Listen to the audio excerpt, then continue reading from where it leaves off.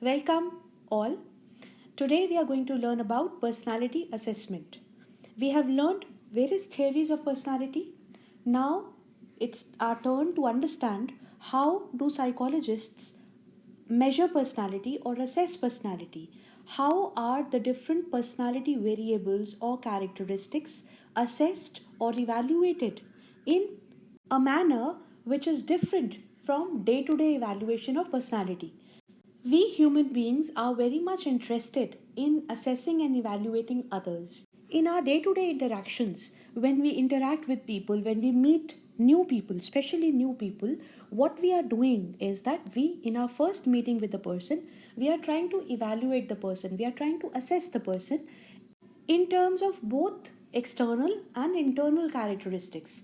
External characteristics refer to the appearance of the person, what kind of clothes the person is wearing, what is the appearance, how does the person look like, and we also try to understand or gather from our interaction with that person what kind of a person psychologically this person is, whether his or her views about certain things matches with our view or not, whether this person's opinions about certain things or way of talking or the things that he or she is interested in matches with what we like or not. So this is all a day to day personality evaluation which we all engage in consciously or unconsciously, and mostly unconsciously. We do not know that when we meet people we are actually trying to assess them, trying to evaluate them, and trying to gather an impression about the person whom we have met.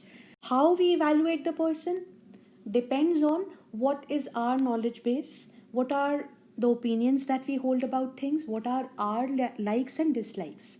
So, when we evaluate a person in our day to day life, what we do is that we are banking upon our own likes, dislikes, preferences, knowledge, information, and so on. Psychological assessment of personality differs from this kind of assessment of personality because it is not subjective in nature. Now, when we are assessing people on the basis of our own knowledge and our own preferences, what we are doing is that we are engaging in a subjective assessment of that person. So, what we gather about that person, what we understand about that person, is based on what we think and feel and the way we behave. On the contrary, psychological assessment of personality is objective. Now, what is objective? Objective means that when we engage in psychological assessment of personality, what we are doing is that we are using certain tools of assessment or measurement which are objective, which do not depend on the preferences, knowledge, information, opinion, likes, dislikes, or notions about right and wrong of the person who is using those tools. So, the tools which we use in psychological assessment of personality, when we do assessment of personality using psychological tests, what we are doing is that we are relying on tools which do not involve any kind of subjective impression, which give us an opportunity to understand the person in a way which is free from our own knowledge base, information, preferences, etc. So, the impression that we get about a certain person whom we are trying to assess through the use of psychological tests of personality is objective in nature because it does not involve subjective impressions. Personality assessment in psychology refers to procedures used to evaluate or differentiate people on the basis of certain characteristics. So, we all know that personality is composed of certain characteristics or behavior patterns.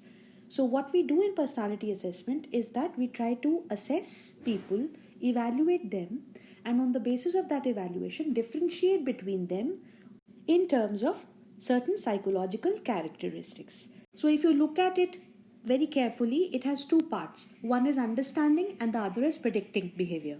Understanding entails a description of what the person is like in terms of certain traits or behavior patterns, and prediction as we all know, implies that we are able to predict or foretell what would be the behavior of the person or thought pattern of the person in similar situations. The second use of personality test is in the area of diagnosis, training, placement, counseling, and other purposes. So, when it comes to diagnosis, personality tests help us diagnose certain disorders, psychological disorders. Personality assessment also plays a role in training people. So, if we are able to assess them in terms of traits, if we are able to measure certain traits in them, we can train them in some areas. For instance, people who are high on sociability are good for fields such as marketing or management because they are very sociable, they are good at handling people and social situations. So if we are able to identify traits, we are able to better train people according to their personality characteristics. Psychological assessment or personality assessment helps us train people better and also helps us in placement of people according to their personality variables. In the area of counseling, personality assessment has a major role to play because it helps counselors to know about certain personality variables about the people whom the counselor wants to help.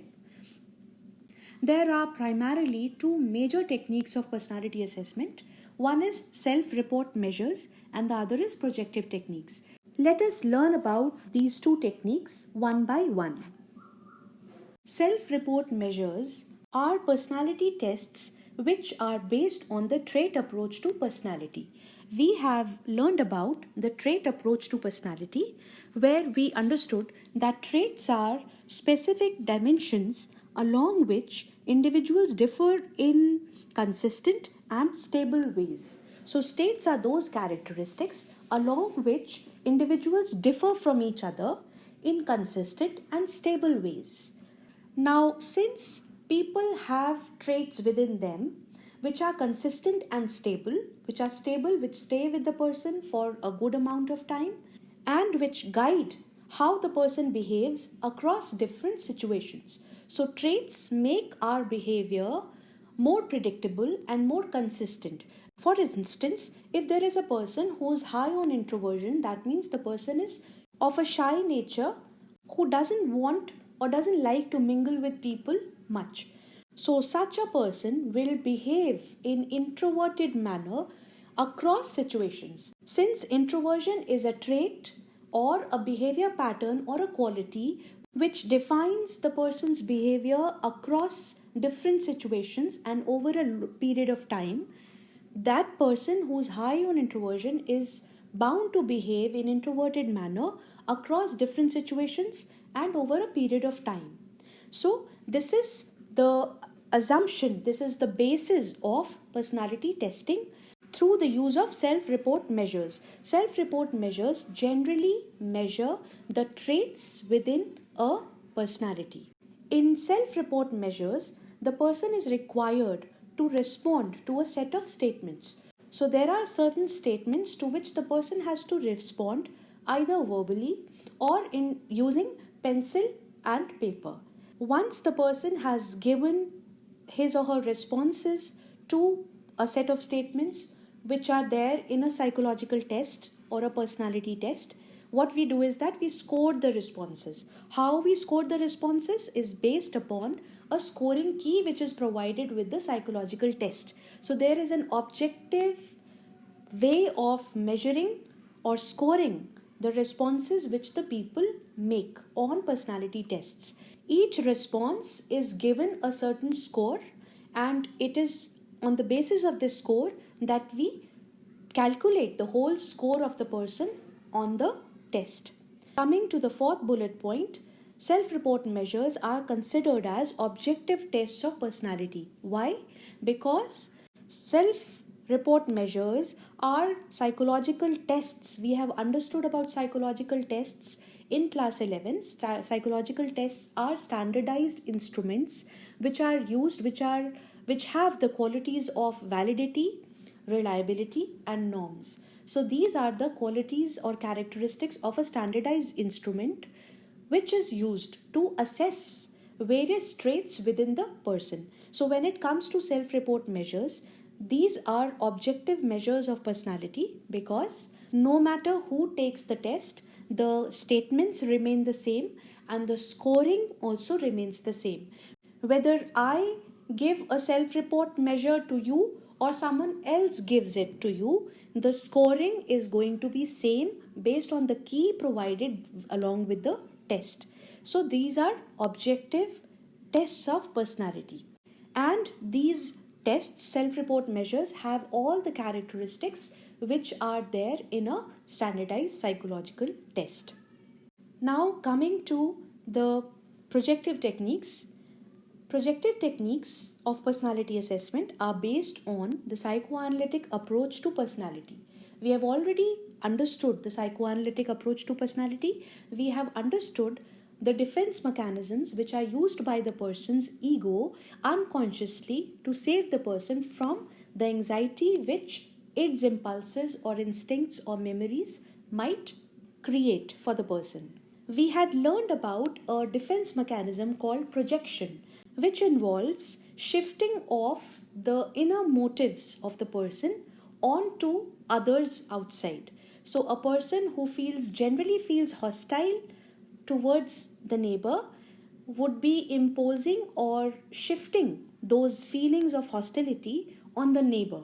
So whatever is inside you in terms of your feelings and thoughts, you try to see that in others, which according to Freud, Sigmund Freud, is a defense mechanism of projection where the person imposes upon others or reflects on others or shifts on others what the person considers unacceptable within himself or herself. So whatever is considered unacceptable is shifted onto the other, is imposed onto the other.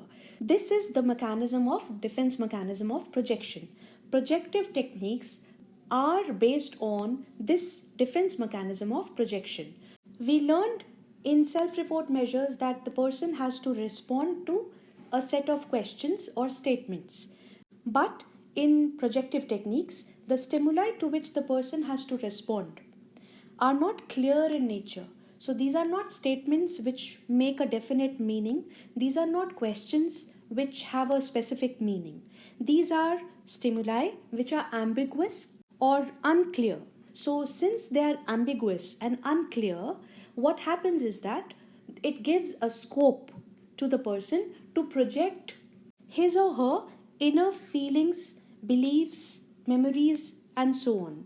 So the basic idea is that when you are met with something which is not clear, which is ambiguous in nature, which is not so clear in nature, what happens is that we try to interpret that situation or that stimulus in terms of what we think, how we feel, and how we think and how we behave. So this is the major assumption on which projective techniques are based. Scoring of responses on projective techniques is not objective, but it is qualitative in nature, so and often subjective. So what happens is that unlike self-report measures where each response has a specific score assigned to it, projective techniques involve a lot of interpretation by the one who's administering the test. So the responses which come out to the ambiguous stimuli are scored not in a very objective manner. Sometimes it is based on the interpretations of the examiner. However, there is a strength inherent in projective techniques, which is that these are very important techniques when it comes to clinical diagnosis. Clinicians often use projective techniques to diagnose certain psychological disorders. So let us quickly recall what we have learned in this lecture. We learned that personality assessment is done through two major techniques. One is the self-report measures and the other is the projective techniques. Self-report measures is based on the trait approach to personality, which assumes that there are features, characteristics or traits which are stable and consistent within a person, and these can be measured using objective measures or objective tools such as standardized tests. On the other hand, there are projective techniques which is based on the idea of projection within the psychoanalytic approach. projective techniques are considered to be less objective because the analysis of responses on projective techniques often involves subjective interpretation on the part of the examiner. That is all for today's lecture. Next lecture, we'll be taking up specific self-report measures and specific projective techniques. So we'll be taking up a personality test which is called the Minnesota Multiphasic Personality Inventory, or MMPI in short. And in projective techniques, we'll be taking up thematic apperception test, TAT, or the Rorschach inkblot test. Thank you.